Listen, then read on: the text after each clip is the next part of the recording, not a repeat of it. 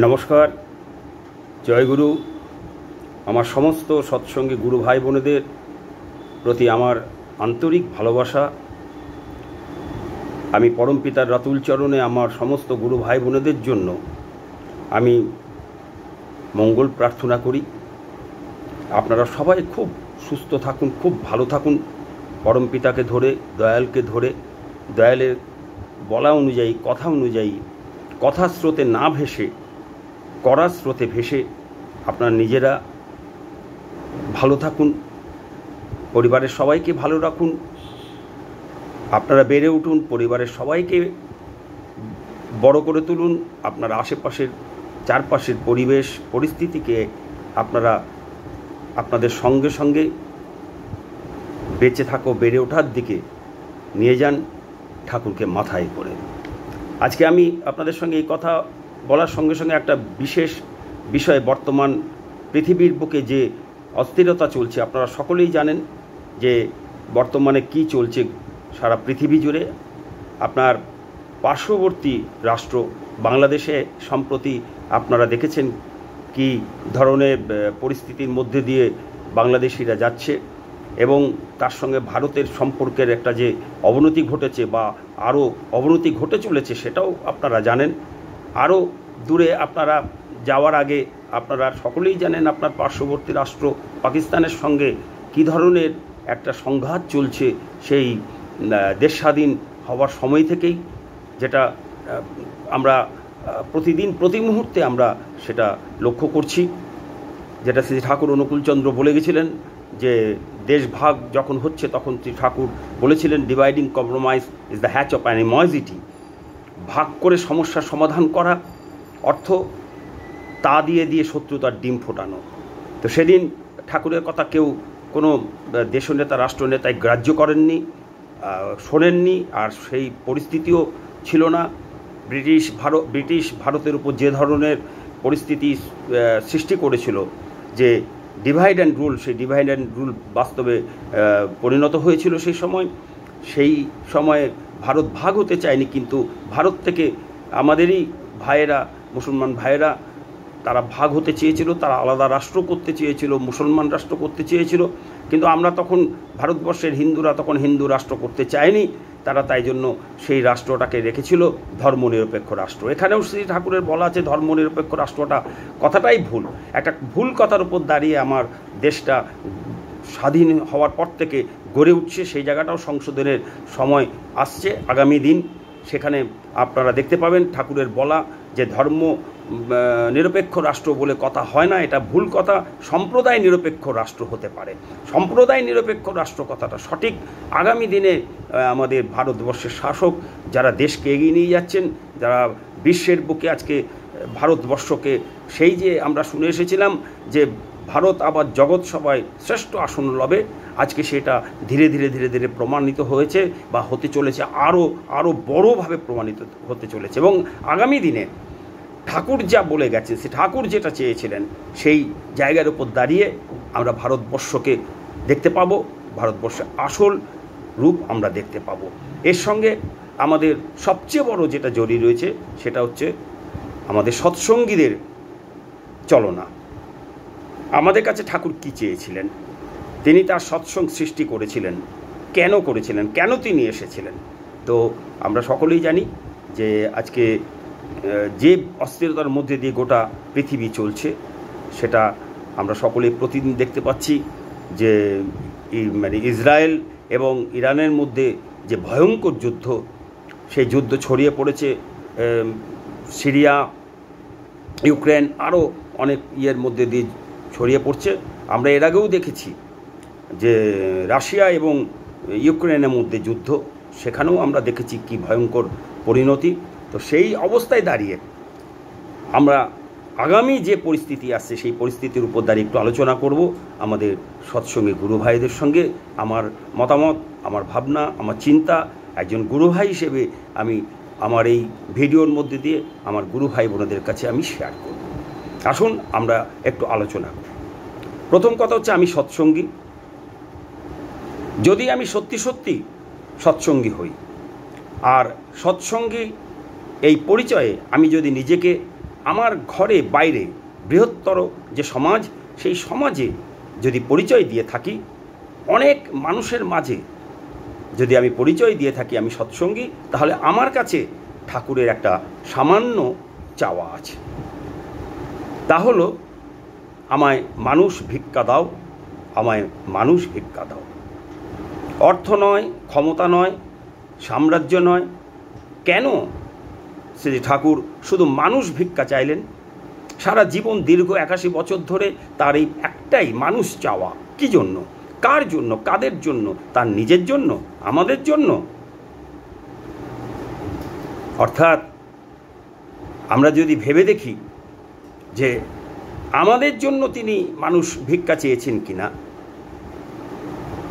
অর্থাৎ তার সৃষ্টির জন্য তিনি মানুষ ভিক্ষা চেয়েছেন কিনা, তিনি কি করবেন মানুষ দিয়ে?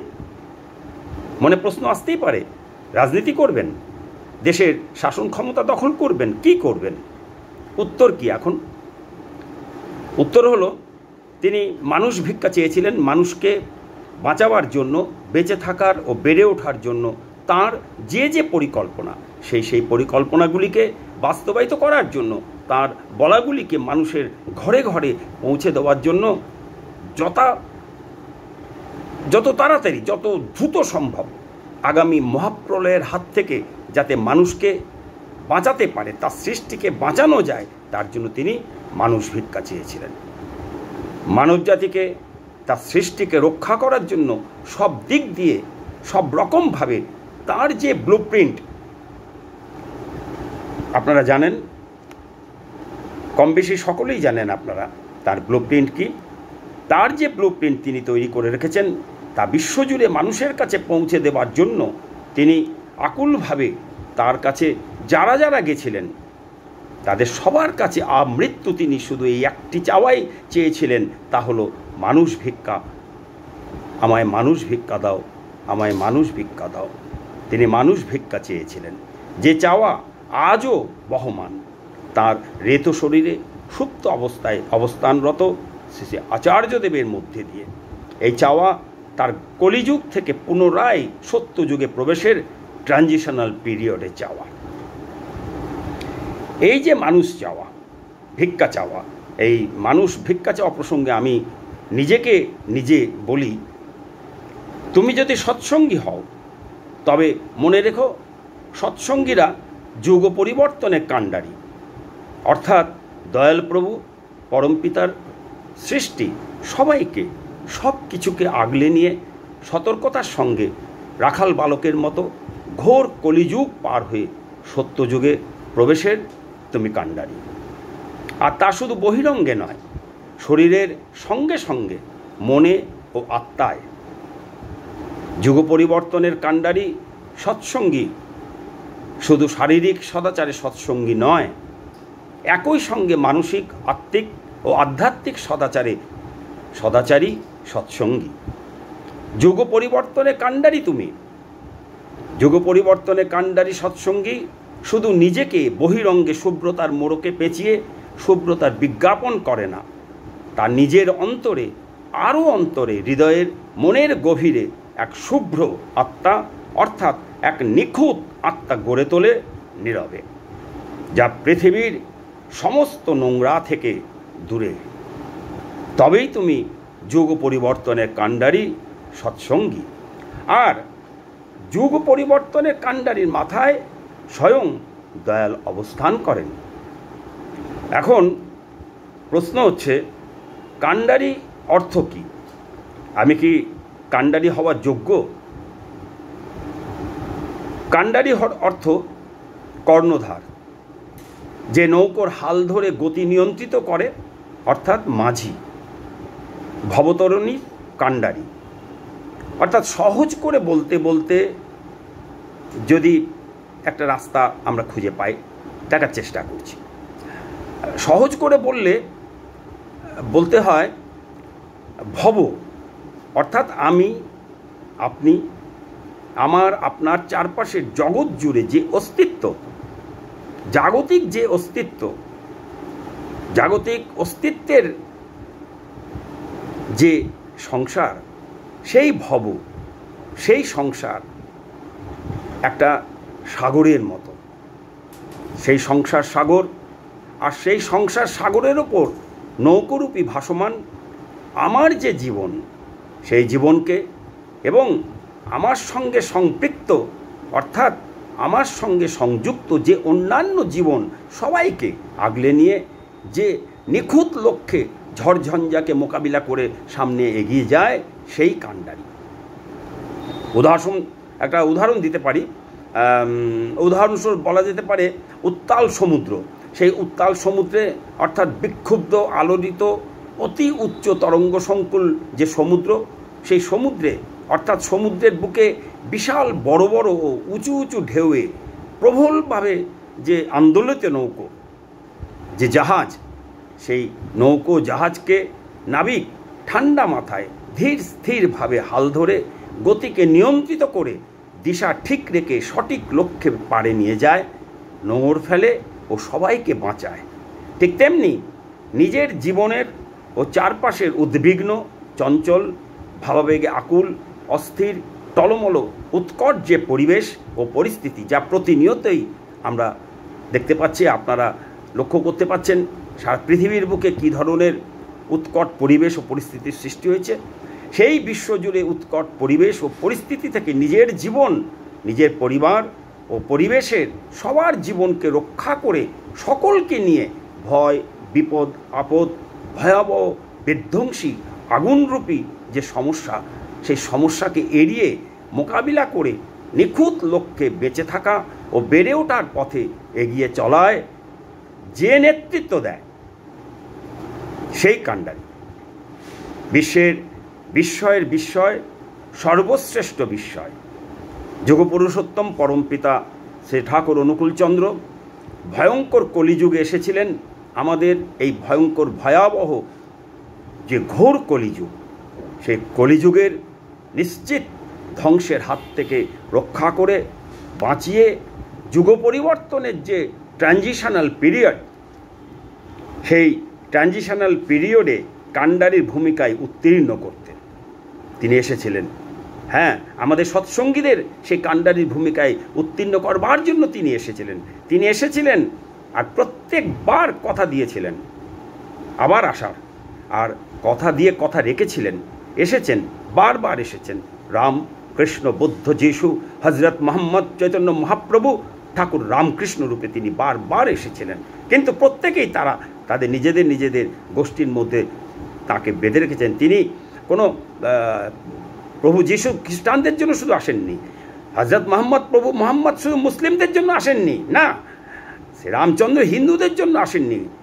কৃষ্ণ যারা ভারতবর্ষের বুকে বারবার এসেছেন মহাপ্রভু রামকৃষ্ণ রূপে, তারা শুধু হিন্দুদের জন্য আসেননি, ভারতীয়দের জন্য আসেননি, তারা বাঙালির জন্য আসেননি, তারা কোনো জাতের জন্য আসেন, তারা ভারতবর্ষ শুধু নয়, পৃথিবীর 800 কোটি মানুষের জন্য প্রভু যিশু এসেছিলেন, প্রভু মোহাম্মদ এসেছিলেন, রাম এসেছিলেন, কৃষ্ণ এসেছিলেন, বুদ্ধ এসেছিলেন, মহাপ্রভু এসেছিলেন, রামকৃষ্ণ এসেছিলেন। পৃথিবীর 800 কোটি মানুষের জন্য তিনি এসেছিলেন। পৃথিবীর 800 কোটি মানুষের তিনি সৃষ্টিকর্তা, মানুষের রূপ ধরে অসীম, তিনি সসীম রূপ ধরে এসেছিলেন। একটা লিমিটেড একটা মানুষের শরীরের মধ্যে তিনি এসেছিলেন মানুষকে বাঁচাবার জন্য। কারণ তিনি যখন সৃষ্টি করলেন সমস্ত কিছু, সৃষ্টি করার সঙ্গে সঙ্গে তিনি তার পিছন ছুটে এলেন তার সৃষ্টিকে রক্ষা করবার জন্য। আর তিনি কথা দিয়েছিলেন, সে কথা তিনি রেখেছিলেন, এসেছেন বারবার, প্রয়োজনে তিনি আবার আসবেন। যতদিন না তিনি নতুন দেহ নিয়ে আবার আসছেন, ততদিন, একথা আমাদের প্রত্যেককে মাথায় রাখতে হবে সৎসঙ্গীদের, ততদিন তিনি শ্রী ঠাকুর অনুকূলচন্দ্র আবার যতদিন না নতুন রূপ নিয়ে, নতুন দেহ নিয়ে আসছেন, ততদিন তিনি আমাদের সৎসঙ্গীদের সামনে রেখে গেছেন আচার্যদেবকে। কারণ এই আচার্যদেবের মধ্যে দিয়েই তিনি সুপ্ত অবস্থায় রেত শরীর অবস্থান করছেন আমাদের নিখুঁত লক্ষ্যে পরিচালনা করবার জন্য, যাতে আমরা সৎসঙ্গীরা যুগ পরিবর্তনের কাণ্ডারীরা ডিরেইলড হয়ে অর্থাৎ মেন লাইনচ্যুত হয়ে বিক্ষিপ্ত অবস্থায় পরস্পর বিচ্ছিন্ন হয়ে অবস্থান না করি। এই এক কঠিন অনুভবের ব্যাপার, অনুভূতির ব্যাপার, উপলব্ধির ব্যাপার। সৎসঙ্গীদের আজ সিরিয়াস হওয়ার সময় এসেছে নিজের পরিবারের, দশের ও দেশের স্বার্থে সিরিয়াস হওয়ার। আজ চারপাশে যা ঘটছে, যত দিন যাচ্ছে, প্রথম বিশ্বযুদ্ধ হয়ে গেছে, দ্বিতীয় বিশ্বযুদ্ধ হয়ে গেছে, ঠাকুর বলছেন যে ক্ষয়ক্ষতি হয়েছে, সেই দ্বিতীয় বিশ্বযুদ্ধের সময় যে ক্ষয়ক্ষতি হয়েছে, বলছে যে সময় আসছে আগামী দিন, বলছে তার তুলনায় কিছুই ক্ষয়ক্ষতি হয়নি, ভয়ঙ্কর ক্ষয়ক্ষতির দিন আসছে। আমরা দেখতে পাচ্ছি আবার বর্তমানে যে ধরনের অস্ত্রের ঝনানি শুরু হয়েছে, তাতে আবার তৃতীয় বিশ্বযুদ্ধ লাগতে পারে। আর যদি এবার তৃতীয় বিশ্বযুদ্ধ লাগে, তাতে যে অবস্থা হতে পারে সেটা আমরা প্রত্যেকেই জানি, যে কারণ প্রায় প্রত্যেকের হাতেই পারমাণবিক অস্ত্র আছে। তাই আজকে আমাদের একটা সিরিয়াস হওয়ার সময় এসেছে, সৎসঙ্গীদের সময় এসেছে সিরিয়াস হওয়ার, সময় এসেছে নিজের পরিবারের, সময় এসেছে দশের ও দেশের স্বার্থে আমাদের প্রত্যেকটি সৎসঙ্গীকে সিরিয়াস হওয়ার। যে ভয়ঙ্কর মহাপ্রলয়ের ইঙ্গিত ঠাকুর দিয়ে গেছেন, চারপাশে চোখ মেলে একটু তাকালেই আমরা সবাই ধ্বংসের অশনি সংকেত দেখতে পাবো। আমাদের কাছে ধ্বংসের অশনি সংকেত ধরা পড়বে। আমরা কেউ তাকাচ্ছি না শরীরের মনের চোখ মেলে, বুঁদ হয়ে আছি বৃত্তি প্রবৃত্তির ঘেরা টোপে। এবার আপনারা প্রশ্ন করতেই পারেন, প্রশ্ন নিজের কাছে আমার নিজেরও, যে আমি কাণ্ডারি হওয়ার যোগ্য কিনা। যোগ্যতা, দক্ষতা এইসব নির্ভর করে পরিবেশ ও পরিস্থিতির ওপর, অর্থাৎ যে পরিবেশে, যে পরিস্থিতির মধ্যে আমি জন্মেছি ও লালিত পালিত হয়েছি, আমার মধ্যে সুপ্ত জন্মগত যোগ্যতা ও দক্ষতার যে গুণাবলী, সেই গুণাবলী পরিবার ও পারিপার্শ্বিকের সেই পরিবেশ ও পরিস্থিতির মধ্যে প্রকাশ পাওয়ার সুযোগ ঘটেছে কিনা, এবং কর্মের ওপর আমার জীবন প্রতিষ্ঠিত কিনা। আর সবচেয়ে মূল যে বিষয়, তা হলো বায়োলজিক্যালি আমার জন্ম নিখুঁত কিনা, অর্থাৎ জন্মেরও যে একটা বিজ্ঞান আছে, সেই জন্মবিজ্ঞান অনুসরণ করে জন্ম হয়েছে কিনা আমার। এই সমস্ত ব্যাপারগুলোর উপর নির্ভর করে দক্ষতা ও যোগ্যতা।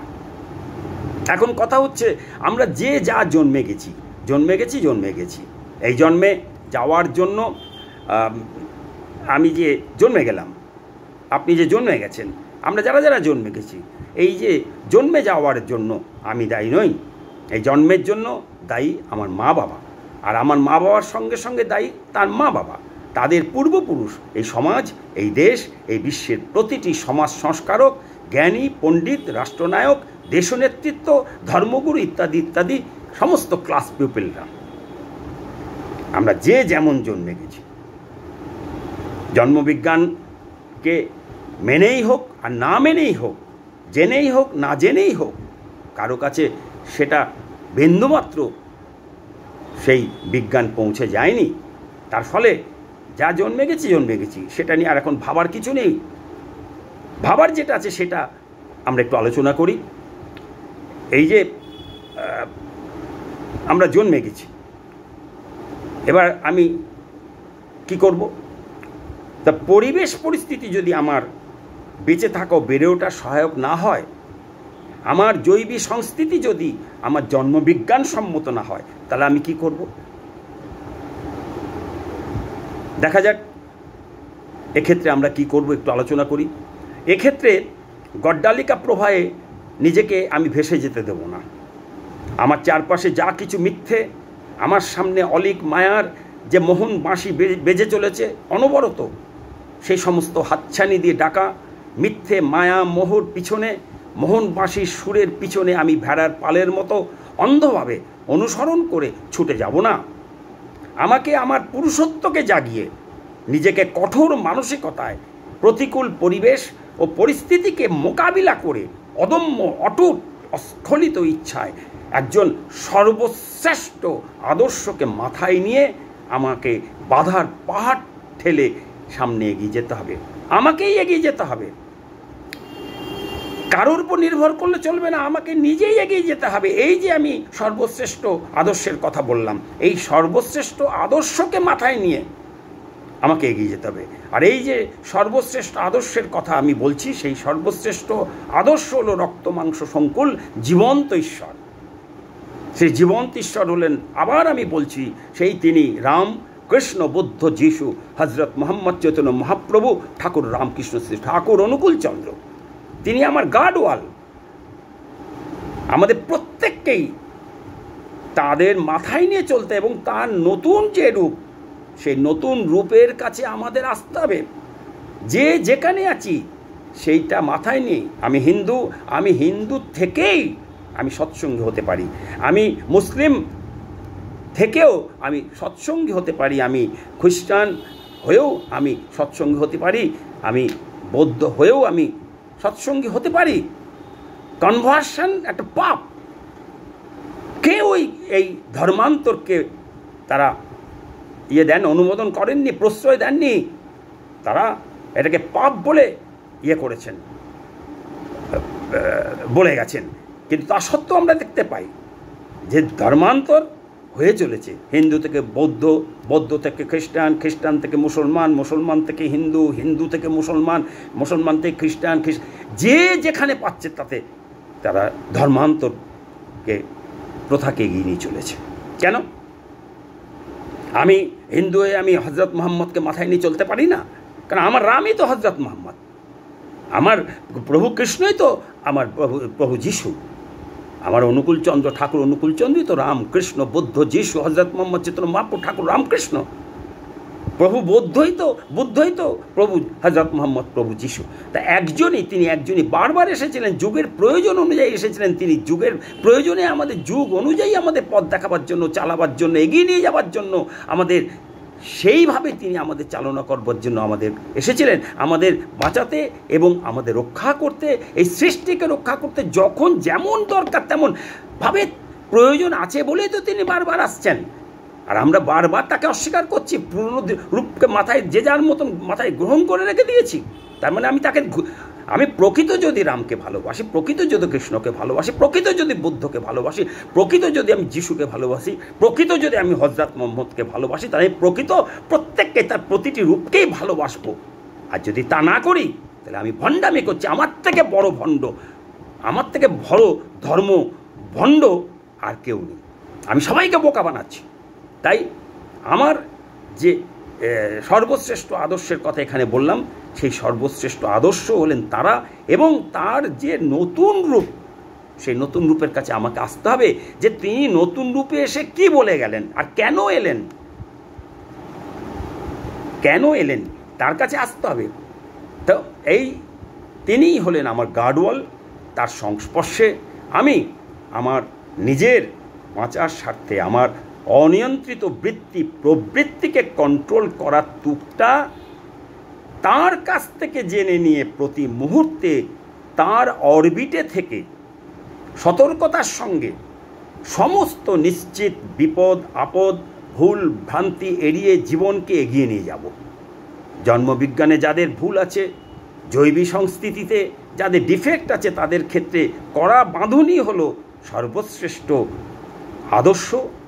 সেই সর্বশ্রেষ্ঠ আদর্শের অর্থাৎ রক্তমাংস সংকুল জীবন্ত ঈশ্বরের চারপাশে বৃত্তাকার যে কক্ষপথ, সেই কক্ষপথে অটুট অচ্যুত অস্খলিতভাবে তার যে বলে যাওয়া, তার নীতি বিধি, তাকে স্মরণ করে প্রতি মুহূর্তে তার সাথে লেগে থাকা, এইভাবে বাকি জীবন উপভোগ করা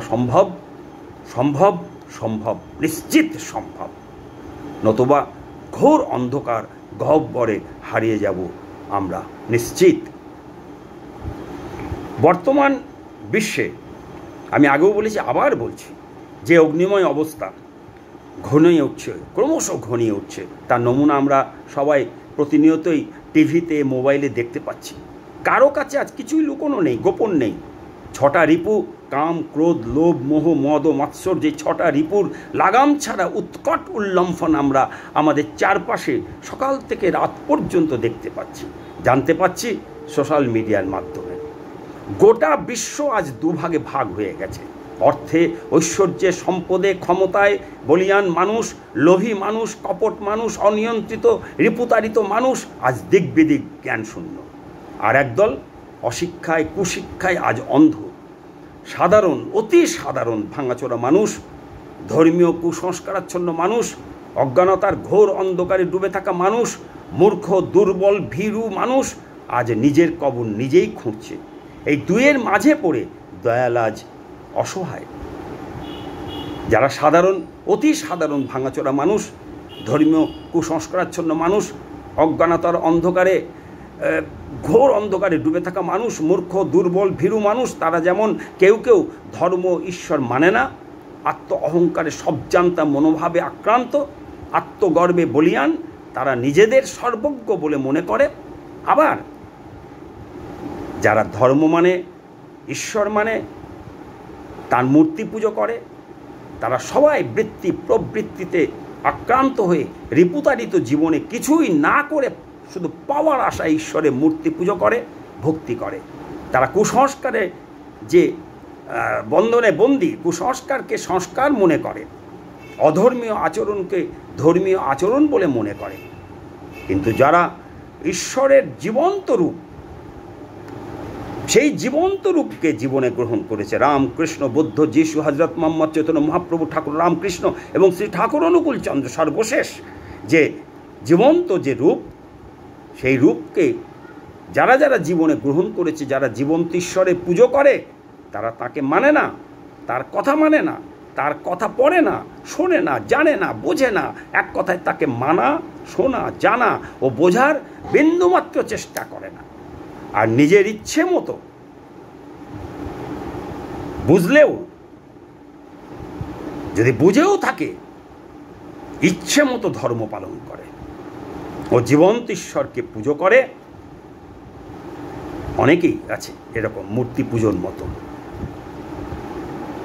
এই যে নানা ধরনের ভক্তদের কথা বললাম, ঈশ্বর পূজারীদের কথা বললাম, ধর্ম মানে যারা ঈশ্বরকে মানে তাদের যে কথা বললাম, বা যারা মানে না তাদের কথাই বললাম, এই উভয় দলের যে ভক্তকুল, এই ভক্তকুলের মধ্যে প্রায় প্রত্যেকেই ঈশ্বরের মূর্তিকে কিংবা জীবন্ত ঈশ্বরকে আয়ের উপকরণ বানিয়ে নিয়েছে।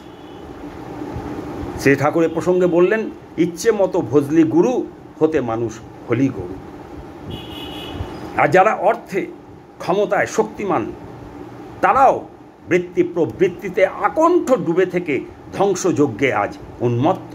বিশ্বের সমস্ত দেশের শক্তিমান মানুষেরা চারপাশে যে সমস্ত ধ্বংসাত্মক ঘটনা ঘটিয়ে চলেছে, সেদিকে তাকিয়ে দেখলেই দেখতে পাওয়া যাবে তারা ধ্বংসযজ্ঞে মেতে ওঠার আগে ঈশ্বরের নামে ধ্বনি দিয়ে সেই ধ্বংসস্থান, ধ্বংসবস্তু তার উদ্দেশ্যে উৎসর্গ করে তারপর মারণ লীলায় মেতে ওঠে।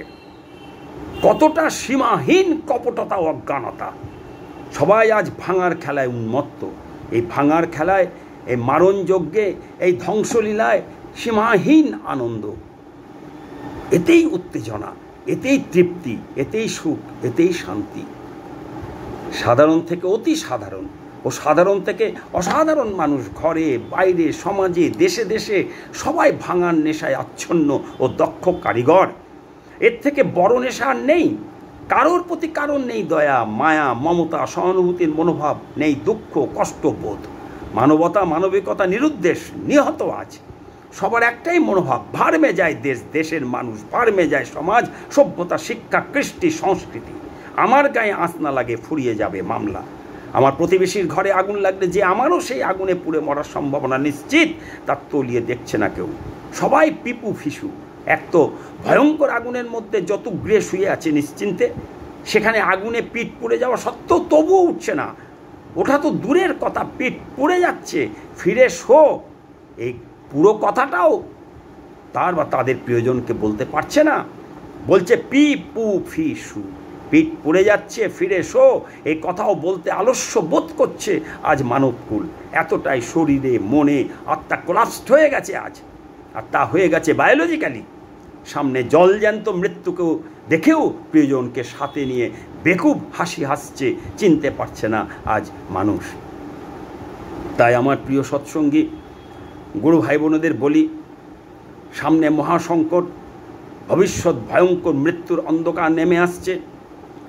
সেই অন্ধকার আগামী প্রজন্মের পর প্রজন্ম, প্রজন্মের পর প্রজন্ম, হয়তো আপনি আবার এই পৃথিবীতে জন্ম নেবেন, আসবেন।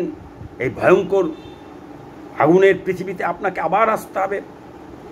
তাই আপনাদের কাছে আমি আগেও বলেছি, আবার বলছি, আসুন আমার সৎসঙ্গী গুরু ভাই বোনেরা, আমরা একটু ভাবি, সিরিয়াসলি ভাবি ঠাকুর আমাদের কাছে কি চেয়েছিলেন, আমরা সৎসঙ্গী কেন। আমি প্রথমে শুরু করেছিলাম সৎসঙ্গী আমরা কেন, আমাদের কাছে কি ঠাকুর চেয়েছিলেন, আপনারা আবার একবার দেখে নেবেন। আমি বর্তমানে কবি নজরুল ইসলামের কথা দিয়ে বলছি, দুর্গম গিরি কান্তার মরু দুস্তর পারাবার, লঙ্ঘিতে হবে রাত্রি নিশীতে যাত্রীরা হুঁশিয়ার, দুলিতেছে তরি ফুলিতেছে জল, ভুলিতেছি মাঝি পথ, ছিঁড়িয়াছে পাল কে ধরিবে হাল, আছে কার হিম্মত, কে আছো জোয়ান হও আগুয়ান, হাঁকিছে ভবিষ্যৎ, এ তুফান ভারী দিতে হবে পারি, নিতে হবে তরি পার, দুর্গম গিরি কান্তার মরু দুস্তর পারাবার, লঙ্ঘিতে হবে রাত্রি নিশীতে যাত্রীরা হুঁশিয়ার।